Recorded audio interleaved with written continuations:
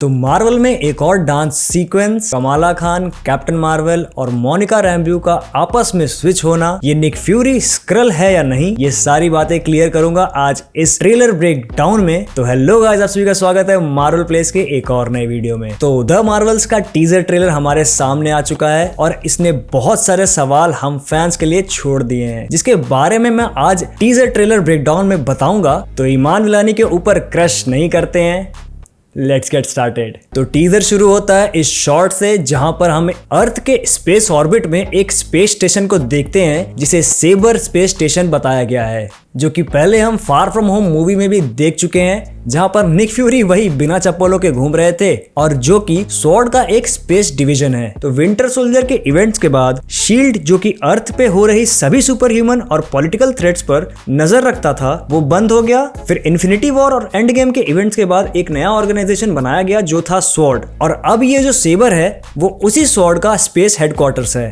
फिर अगर यहाँ पर ध्यान दे तो यहाँ पे अर्थ का जो कोड लिखा हुआ है वो वही कोड है जो कैप्टन मार्वल मूवी में हमने देखा था। तो सेबर के बारे में जब मैंने इंटरनेट पे सर्च किया तो मुझे इसके कॉमिक ओरिजिन के बारे में पता चला। तो इसका कॉमिक ओरिजिन ये है कि ये कॉमिक्स में एग्जिस्ट ही नहीं करता है, बल्कि जो चीज मुझे इसके सबसे ज्यादा क्लोज मिली वो थी द पीक, जो कि स्वॉर्ड का ही एक स्पेस हेडक्वार्टर होता है। फिर अगर इस शॉट में हम लोग ध्यान से देखें तो यहाँ पर एक शिप दिख रही है जो कि हमने इसके पहले कैप्टन मार्वल मूवी में भी देखी थी, जो कि बेसिकली एक क्री शिप है। तो क्या यहाँ पर क्री का हमला हो रहा है? चलो इसके बारे में आगे बात करते हैं। लेकिन यहाँ पर एक पोर्टल सा भी खुलते हुए हम देख सकते हैं, जो कि बहुत सिमिलर है जैसे हमने गार्डियंस ऑफ द गैलेक्सी और एंड गेम में देखा था। फिर इसके बाद हम निक फ्यूरी को देखते हैं, जो कि मोनिका रैम्ब्यू से ये पूछ रहा होता है कि तुम आखिर कर क्या रही हो। तो वो जवाब देती है कि वो जंप पॉइंट पैरामीटर में घुस रही है। तो अगर बात करें मोनिका रैम्ब्यू की, तो मोनिका रैम्ब्यू को हम लोगों ने सबसे पहले देखा था कैप्टन मार्वल मूवी में, जिसके बाद वो हमें दिखी वांडा विजन में, जहां वांडा के बनाए हुए हेक्स में घुसने की वजह से उसे अपनी पावर्स मिली थी, जिसकी मदद से वो अपनी बॉडी को किसी भी एनर्जी या लाइट फॉर्म में कन्वर्ट कर सकती है, जैसा कि cosmic rays, X rays, gamma radiation, फलाना ढिमकाना। और इसके साथ साथ वो अपनी बॉडी को इंटेंजिबल भी बना सकती है, जैसा कि हम लोगों ने आगे ट्रेलर में देखा था। फिर इसके साथ साथ उसके पास उड़ने की भी पावर है, जिसके ऊपर मेरा ये सवाल आता है कि अगर वो उड़ सकती है तो फिर यहाँ पर उसने ये स्पेस सूट क्यों पहन रखा है? तो हो सकता है कि वो ये सूट उस रेडियो के लिए पहन रही होगी, जिसकी मदद से वो निक फ्यूरी से कांटेक्ट कर रही है। फिर इसके बाद जैसे ही वो उस पैरामीटर को टच करती है तो एक हल्का सा शॉक वेव आता है और उसकी जगह पर आ जाती है मेरी ईमान वेलानी, मेरी नहीं ईमान वेलानी, जो कि रोल प्ले करती हैं कमाला खान का, जो कि मिस मार्वल है।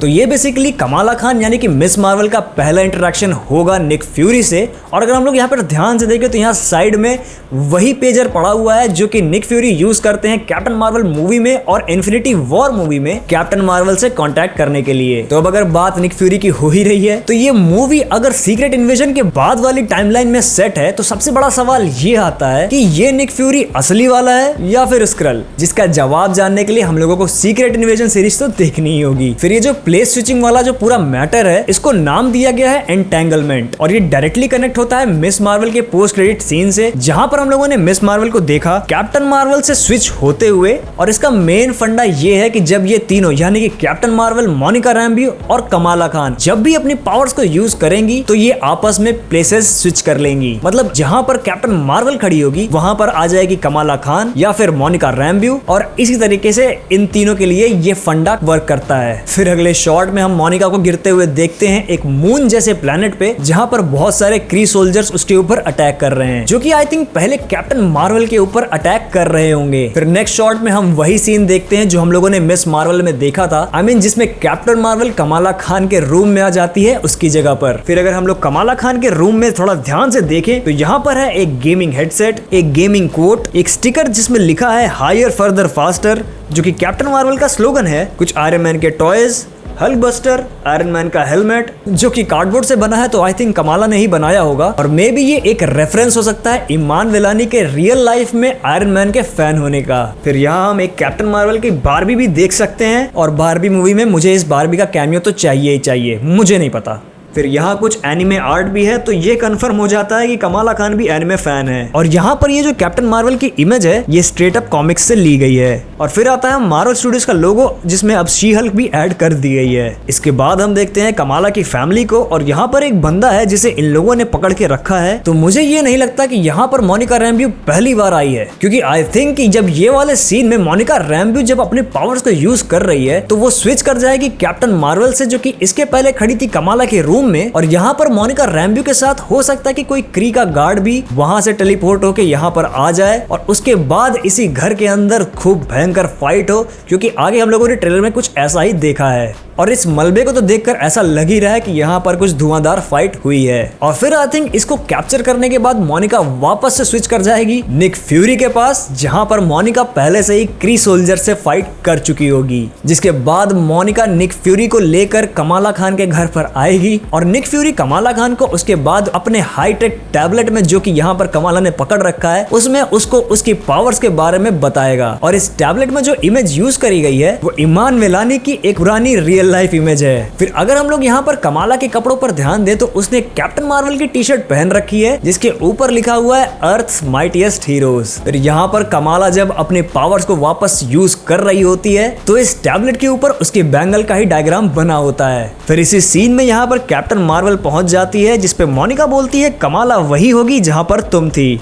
तो मेरे हिसाब से कैप्टन मार्वल इस वक्त स्पेस से यहीं पर आ रही होगी, ये पता लगाने की ये सारा जो स्विच है वो आखिर हो क्यों रहा है। और उसी वक्त वहां पर कमाला खान कैप्टन मार्वल की जगह पर स्विच कर जाएगी, आई मीन हवा में ही, और फिर मोनिका रैम्ब्यू उसे वहां आसमान में जाकर बचाएगी। और अगर बात करें यहाँ पर मोनिका के यूनिफॉर्म की तो ये स्वॉर्ड का ही एक यूनिफॉर्म है जिसको हम लोगों ने आगे ट्रेलर में देखा था। फिर अगले सीन में हम कमाला को देखते हैं एक क्री शिप पे जहाँ पर गूज भी मौजूद होती है। और ये सीन देखकर कमाला की फट डर जाती है। फिर हम इन तीनों को किसी दूसरे प्लेनेट पर जाते हुए देखते हैं, तो मे बी ये वही प्लेनेट है जहां पर क्री अपने इन्वेजन के लिए जा रहे होंगे या फिर कुछ और, क्योंकि आगे हम ट्रेलर में एक डांस सीक्वेंस टाइप भी देखते हैं। और यहाँ पर ध्यान से देखें तो ये तीनों भी यहाँ पर डांस कर रही हैं। तो आई थिंक कि कैरोल पहले से ही इस क्री इन्वेजन के बारे में स्पाई कर रही होगी, जो कि फिर स्विचिंग वाले मैटर को सॉल्व करने के बाद वो मोनिका रैम्ब्यू और कमाला खान को बताएगी और इन दोनों को लेके जाएगी इनकी हेल्प लेकर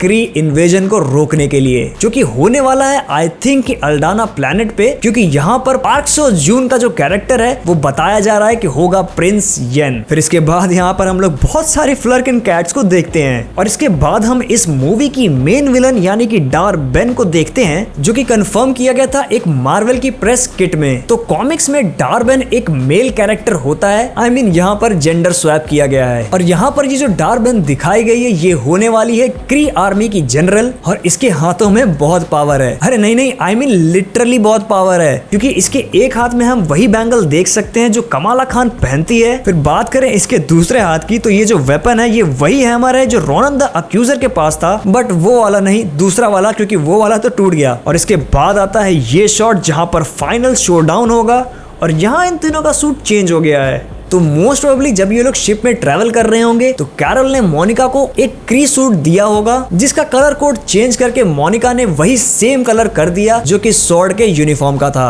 और फिर मिस मार्वल तो अपने घर से ही मम्मी से बनवा के लाई होगी अपना सूट। फिर लास्ट में हम इन तीनों का बैटल देखते हैं डार बेन से, और यहाँ पर हम इन तीनों को अपनी स्विचिंग पावर्स एकदम अच्छे से यूज करते हुए देख सकते हैं। और यहाँ पर कैरल डार बेन को उसी के हैमर से मार भी रही है। और फिर यहाँ पर ये जो टीजर ट्रेलर है वो खत्म हो जाता है और इसके साथ ही मेरा ब्रेकडाउन भी। इस टीजर ट्रेलर के ऊपर मैंने अपना रिएक्शन भी दिया है जो कि मैं यहाँ आई बटन पे पिन कर दूंगा, तो जाके वो भी चेकआउट कर लेना। और तुम्हारे क्या थॉट्स हैं इस टीजर ट्रेलर के ऊपर, या फिर तुम्हें अगर कोई फैक्ट्स इससे ज्यादा मालूम पड़े तो वो कमेंट सेक्शन में जरूर लिख देना। तुम्हें अगर ये वीडियो पसंद आई हो तो लाइक कर देना। तुम्हारे कोई दोस्त जो कि मार्वल फैंस हो तो उनको मेरी वीडियो जरूर शेयर कर देना। और मार्वल से जुड़े ऐसी मजेदार टीजर ट्रेलर ब्रेकडाउन्स देखने के लिए मेरे चैनल सब्सक्राइब करना बिल्कुल मत भूलना। तो अब मैं भी चलता हूँ, मुझे इमान वेलानी की फोटोज